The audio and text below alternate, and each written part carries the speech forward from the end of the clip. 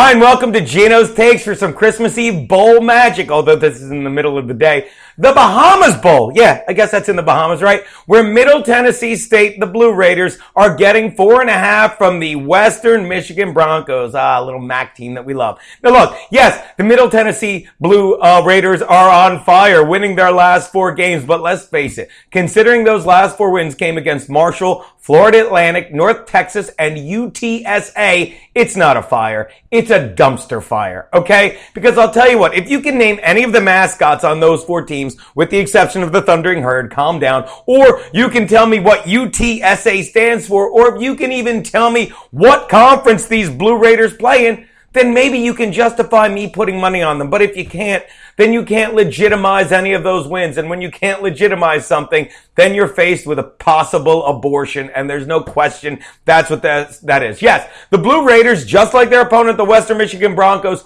are 7-5. But there's a big difference between getting those 7 wins against the Conference USA schedule. There you go. There's one of your answers. By the way, the other was the University of Texas San Antonio. You know what their mascot is? The Roadrunners. Yeah, I think the Blue Raiders beat them when they dropped an anvil on their head because they left birdseed at the 5-yard line.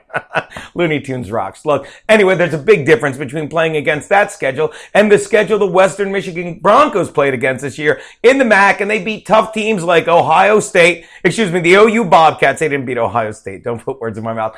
And Toledo. They beat Toledo, who, by the way, in a huge conference game, a big money game, their last game of the season, to knock them out of the MAC championship. And Toledo's pretty good. If you don't believe me, just ask Temple. And please, I hope you're following me on Twitter, because even though we didn't do a video, Daddy told you to go with Toledo in that. Look, and if you're still skeptical over it, let's go over a key aspect of each one of these offenses. We'll start with the Blue Raiders. They cannot run the ball. They are averaging 3.7 yards a carry on offense. Now, usually, this is where I show you a picture of one of their great players, but I can't because no one on their team in the backfield has more than 500 yards rushing because no one has stepped up and taken this job, okay? So, right there's your problem. So, what do you do if you can't run it? You throw the ball. And who's their quarterback? Brent Stockstill. Does that name sound familiar? Yeah, because he's the coach's son. What is this? The Bad News Bears? He's Rick Stockstill's son. I said it while I was selling seashells by the seashore. Look, not saying the kid's bad. He's actually put up some pretty decent numbers. 3,678 yards, which set a freshman record